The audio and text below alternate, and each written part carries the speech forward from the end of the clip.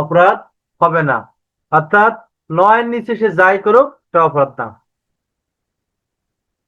আর 83 ধারে বলা হয়েছে 9 বছরের বেশি কিন্তু 12 বছরের কম এমন কোন কর্তৃক শিশু কর্তৃক কোন অপরাধ করলে অপরাধ হবে না। এটা হচ্ছে 83। 84 বলা হচ্ছে অপ্রকৃত ব্যক্তি অর্থাৎ যে ব্যক্তি স্বাভাবিক নয়, ইচ্ছাকৃত করে নয় এমন কোন ব্যক্তি যদি কোনো অপরাধ করে তার অপরাধ হবে না।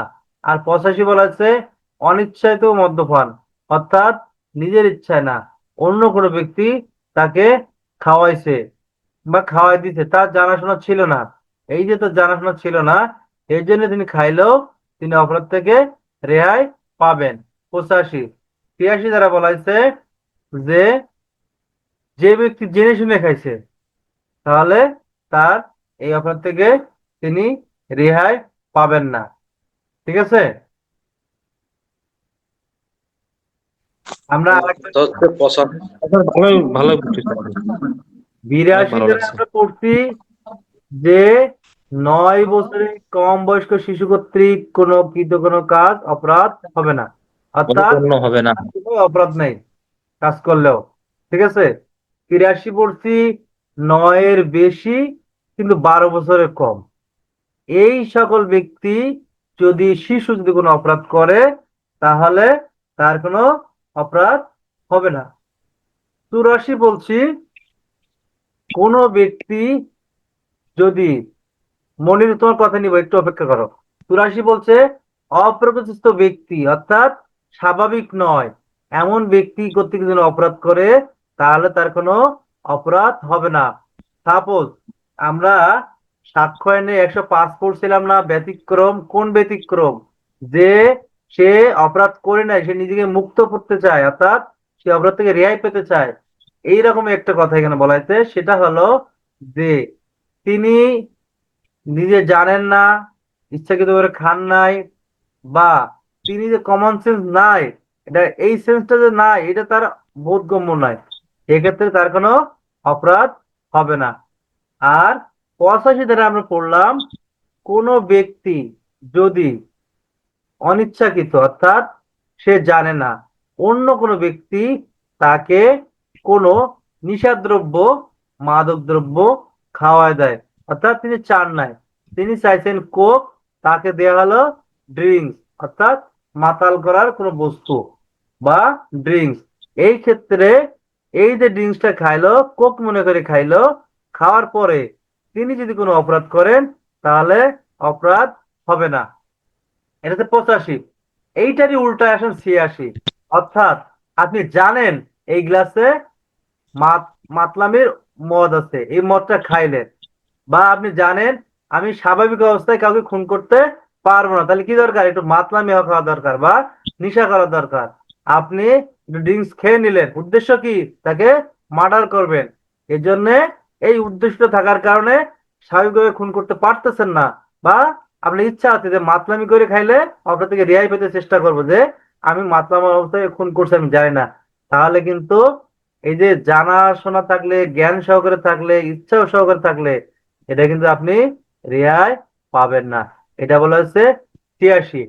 আর 87 ধারা বলছে 18 বছর অধিক কোন ব্যক্তিগণ সম্মিলিতভাবে অর্থাৎ স্বতঃস্ফূর্ত ভাবে যদি কোনো খেলাধুলা করে, খেলাধুলা করলে কিন্তু হাত পা ভাঙার সম্ভাবনা থাকে।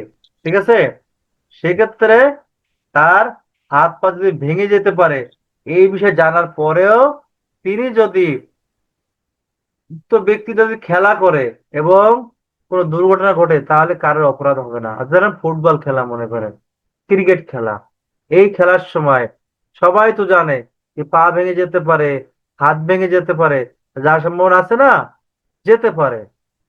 এটা জানাশোনার পরেও আপনি যদি দুইজন সম্মিলিত উদ্যোগে সম্মতি সহকারে কোনো কাজ করেন, এই সময় যদি কোনো দুর্ঘটনা ঘটে তাহলে তার কোনো অপরাধ হবে না। এটা হচ্ছে 87। 88 ধারা পড়ার আগে আমরা একটা উদাহরণ পড়ি। কোনো ডাক্তার বা সার্জন যদি মনে করেন কোনো ব্যক্তি বা রোগীকে দেখেন তাকে এখনই সিজার মানে সার্জনের ইয়ে করা দরকার, কি করা, অপারেশন করা দরকার, বা তাকে ট্রিটমেন্ট করা দরকার, কি করে চিকিৎসা করা, মেডিকেল চিকিৎসা করা দরকার, অর্থাৎ তার সার্জারি করা দরকার। এই সময় তিনি উপকারার্থে নট ক্ষতি করার উদ্দেশ্যে তিনি নিজ থেকে উপকারার্থে কোনো কাজ যদি করেন, এই সময় যদি কোনো দুর্ঘটনা ঘটে, তাহলে তার কোনো অপরাধ হবে না। কত বললাম? 88 ধারা। অর্থাৎ একজন ডাক্তার কোন রোগীকে বাঁচানোর জন্য, তার বেদনাদায়ক অর্থাৎ অসুখ থেকে মুক্তি দেওয়ার জন্য, তাকে বাঁচানোর জন্য তিনি নিজ দায়িত্ব থেকে নিজের নিজ থেকে একটা অপারেশন করলেন, অর্থাৎ উপকারের জন্য করছেন, বাট ক্ষতি করার জন্য না কিন্তু। ঠিক আছে? তাহলে এক্ষেত্রে তার কোনোই অপরাধ হবে না। ঠিক আছে? বোঝা গেছে? অর্থাৎ বলা হয়েছে কি, যে কোনো ব্যক্তি বা ডাক্তার যদি কাউকে উপকারার্থে কোনো কার্যক্রম করেন, এই উপকার করতে যে যদি কোনো ক্ষতি হয়, তাহলে কোনো অপরাধ হবে না। 88 অরুণয় বলা হয়েছে যে কি, সম্মতি সহকারে, অর্থাৎ কোনো অপরিচিত শিশু, কম বয়স্ক শিশু, 12 বছর, 12 বছর কম বয়সী শিশু, এমন কোন শিশুর যদি কি করা হয়, মানে উপকারার্থে তার বাবার কাছ থেকে বা মায়ের কাছ থেকে অনুমতি নিয়ে কোনো কাজ করা হয়, অর্থাৎ উপকারার্থে কিছু করা হয়, এক্ষেত্রে তার কোনো অপরাধ হবে না। 89 ধারা পাবে না। আমি আরেকবার বলছি,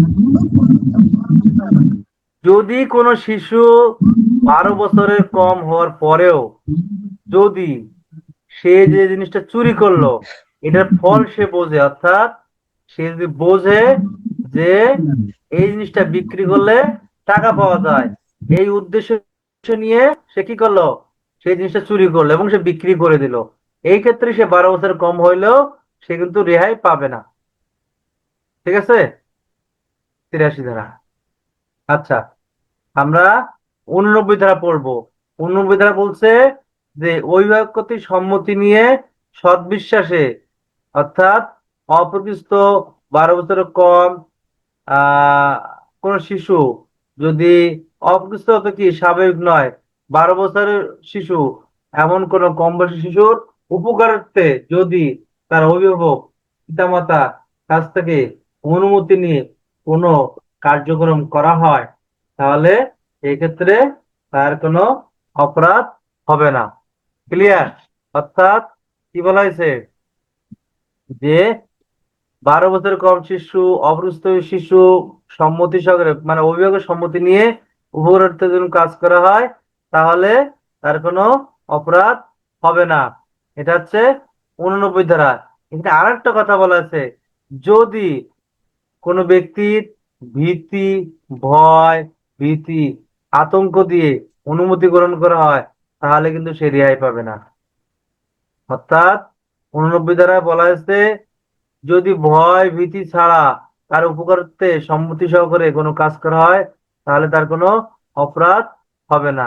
আবার যদি ভয় দিয়ে সম্মতি আদায় করা হয়, তাহলে এটা সে রেহাই পাবে না। ঠিক আছে?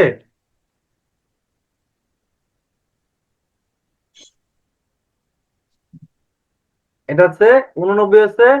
89 পড়লাম আমরা অভিভাবক থেকে। ঠিক আছে? আর 90 বললাম ভীতি, ইম্পর্টেন্ট একটা ধারা।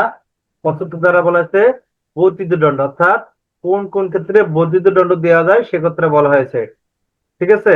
প্যানেল কোডের 75 ধারা, প্যানেল কোডের 12 অধ্যায় এবং 17 অধ্যায়, অর্থাৎ 230 থেকে 260, 378 থেকে 462 ধারা পর্যন্ত কোন ব্যক্তি যদি এই সকল অপরাধ করে, করার পরে পরবর্তীতে যদি আবার উনি ওই অপরাধ করেন, তাহলে বিচারক বা আদালত শাস্তি দেওয়ার সময় তার শাস্তি বৃদ্ধি করতে পারে, অর্থাৎ বর্ধিত দণ্ড দিতে পারে।